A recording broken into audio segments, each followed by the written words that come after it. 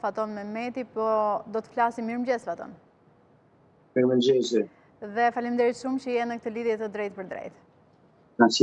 Së bashku në fakt do të flasim për krizën politike në Kosovë, e cila duket sikurse vijon të mbetet pa një zgjidhje, ndërsa ende nuk ka një marrëveshje mes lëvizjes vetëvendosje dhe lidhjes demokratike të Kosovës për krijimin e institucioneve të reja. Por po ashtu në të njëjtën kohë ka patur edhe tensione me Serbinë, të cilat janë rikthyer në vëmendje pas deklaratës së një ministreje serbe në qeveri për spastrim etnik të Kosovës, të cilat kanë ngjallur reagime të forta, por po ashtu edhe pas deklaratës së saj ku thotë se i kërkoi falje vetëm Aleksandar Vučić dhe qeverisë së tij.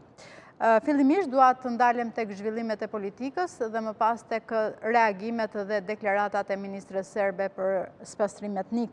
A është Kosova më pranë krijimit të institucioneve të reja, apo po shkon drejt zgjedhjeve të reja nëse? Po, realisht Kosova prap duket se është futur në një krizë të re, e cila mund të shpërndajë zgjedhje të sëreshme.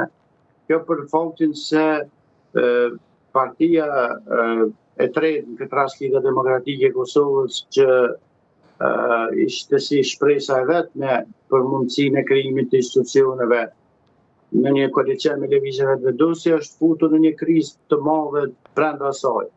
Pra kërkesa për shkarkimin e kryetarit Abligjiku nga një pjesë e madhe e delegatëve, nga diku 151 delegat, nga gjithsesi 355 sa i ka Liga Demokratike e Kosovës, pra mund të prodhoj se thuash një krizë të re me largimin e zotit Abligjiku, i cili për momenti ka ngrirë bisedimet me lëvizjen vetëvendosje, pavarësisht se ka pas një takim me zotin Kurti, ku ishte shumë shpresdhënës kuptimin që të dyja palët ndonë të kënaqur dhe shpreh gatishmëri për të vazhduar negociatat mirë, po duket që zhvillimet brenda LDK-s e kanë treguar një gjë të tillë. Çka mund të shkaktojë përsëri pra mundësinë e zgjedhjeve, për arsye se vetëm se afati kushtetues ka filluar të rrjedhë, edhe në këtë kuptim duket se partitë janë larg për gjetur një zgjidhje për presidentin ose presidentin e ri të vendit, për shkak se lëvizja vetëvendosje për kuvendin edhe qeverinë vetëm se i ka numrat e vetme. Mirëpo mungojnë ato për president, dhe shto këtu faktin që Partia Demokratike e Kosovës, pra ka dhënë qëndrimin e saj të qartë se është kundër një koalicioni dhe ato që bëjnë opozitë, çka mund të nënkuptohet se nuk do ta jap kontributin e saj në zgjidhjen e presidentit të vendit. Dhe pse nuk ka ende një marrëveshje, Faton? Pra çfarë diskutohet mes partive politike? Po, në kohë se sapo u bë certifikimi i zgjedhjeve, lëvizja vetëvendosje ka prit pra certifikimin e zgjedhjeve, pastaj zoti Kurti bëri takime me partitë ndryshme, në këtë rast me Partinë Demokratike të Kosovës dhe me Lidhjen Demokratike të Kosovës. Me këtë dytën është po më shpresdhënës, për arsye se aty ishte edhe Vjosa Osmani, takimi zgjati dikon më tepër se 2 orë gjysmë, dhe thuhet se sipas informacioneve pra partitë ishin marrë vesh për ndarjen e posteve. Pra ka rrjedhur disa informacione nga brenda, ku LDK-s ishin afro 3 ministri dhe kryetari i kuvendit, ndërsa presidenti do të takon televizionit vetëvendosje. Kështu që me pak fjalë, pak a shumë parem ishin rënë në ujdi, ka mbetur vetëm për të vazhduar prapë takimet, me po zhvillimet e brendshme të LDK-s kanë sjellë një stot tre me zotin Abligjiku, i cili vetëm se kanë ngrirë pra funksionin e tij, kuptimin e përfaqësimit të LDK-s në negociatat me zotin Kurti, dhe kjo është një pengesë shumë e madhe. Po, për zonja Osmani nuk dha asnjë deklaratë ditën e djeshme. Po, zonja Osmani ka qenë e cila ka dhënë një kontribut madh në takimin me zotin Kurti dhe zotin Abligjiku.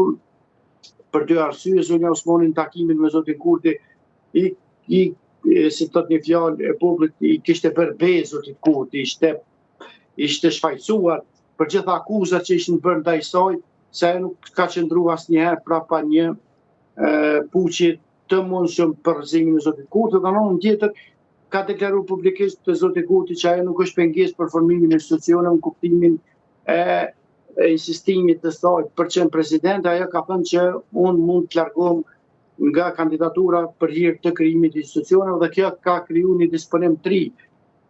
Por zonja Osmani nuk ka deklaruar deri më tani, mirë po ajo është një mbështetëse e madhe zotit Abigjiku, i cili i hapi derën pavarësisht të kundërshtimeve të mëdha që ka pasur nga brenda LDK-s në Vjosa Osmani, e cila është fajsuar gjithmonë që në 2021 ishte pikërisht ajo që e LDK në debakël të asaj kohe. Kështu që një pjesë e madhe e anëtarëve të LDK-s nuk ja kanë folur, prandaj edhe zonja Osmani duket që nuk e ka targetin për dhënë qëndrime, për arsye se ajo momentalisht nuk është as anëtare e LDK-s.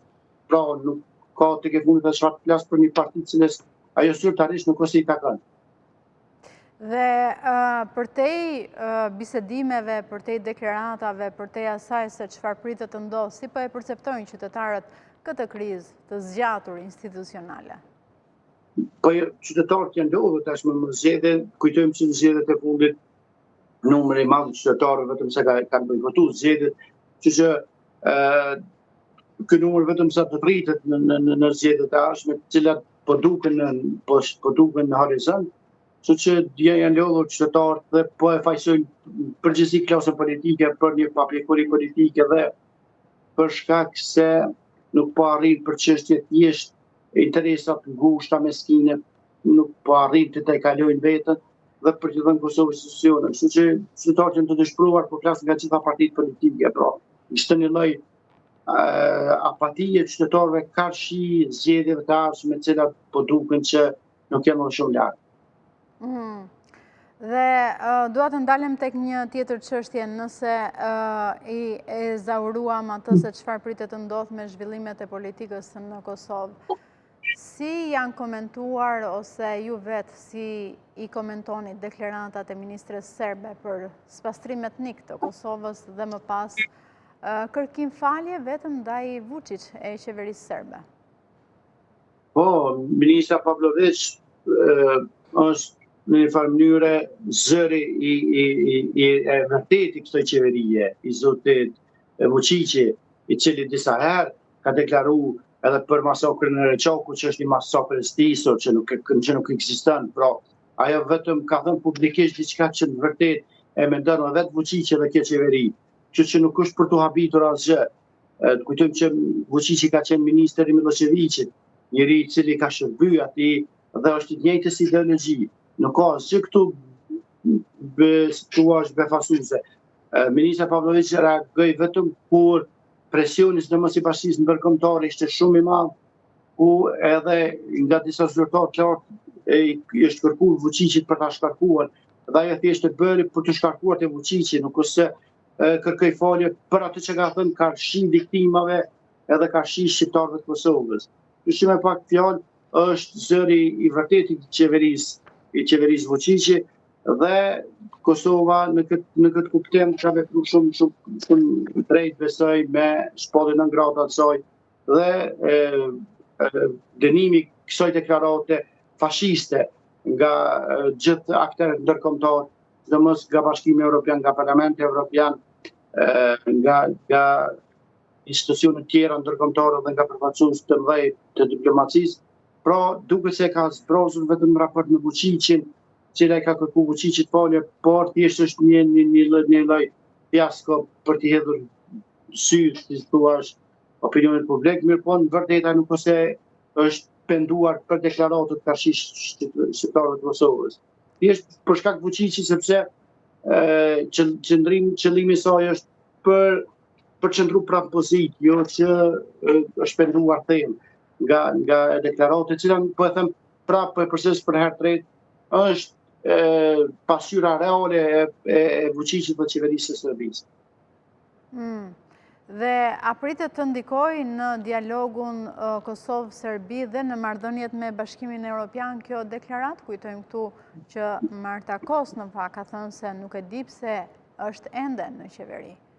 Ministri. Po sigurisht, prandaj po them që i kërku Vučićit pra largimi i saj dhe nëse Vučić e largon gjithçka do të jetë në rregull. Kosova duket se e ka të largët takimin me Serbinë, ka më tepër se një vjet që nuk janë taku, po themi takimi elefant në kuptimin e kryeministit Kurti dhe presidentit Vučić, pra nuk ka pas në një takim, pikërisht për shkak të zgjedhjeve të vazhdueshme të cilat janë prodhuar në Kosovë, ku ishin protesta Serbi ato, pastaj zgjedhjet në Kosovë dhe cila mund të shtyjnë këtë proces. Dhe pikërisht kjo është një farë mënyrë leverdisja e Kurtit në gjithë këtë histori për arsye se nuk është i gatshëm ende për zbatuar marrëveshjen me Vučićin, prandaj i leverdis një gjë e tillë, pra shkuara në zgjedhje të vazhdueshme. Kështu që nuk pres që të ketë ndikim kuptimin asaj kur vjen koha, mirë se kjo deklaratë edhe pa kohë dhe do të shuhet në besoj, nuk do ta ketë si thua jehonën e tashme. Sepse edhe vetë Vučići ka dhënë deklarata skandaloze në raport me Kosovën. Ai po e përsëris prapë për masakrin e Reçakut, që është një nga masakrat më të njohura të Kosovës, e cila pastaj sulmi në NATO-s ka thënë që ka qenë një masakër restisur dhe nuk ekziston. Ai ka mundur i farmyra vetë Srebrenicë, kështu që nuk të befasuar. Kjo është tyra e vërtetë e Vučićit dhe e Serbisë, cilët nuk kanë reflektuar asnjëherë karshi Kosovës, mirë po thjesht janë maskuar në disa raste për avantazhin karshi Bashkimit Evropian dhe Evropës, mirë po jo se si thua në vërtetë në esencë kanë ndryshuar. Kështu që nuk pres që të ketë më një ndryshim të madh, thjesht Bashkimi Evropian duket që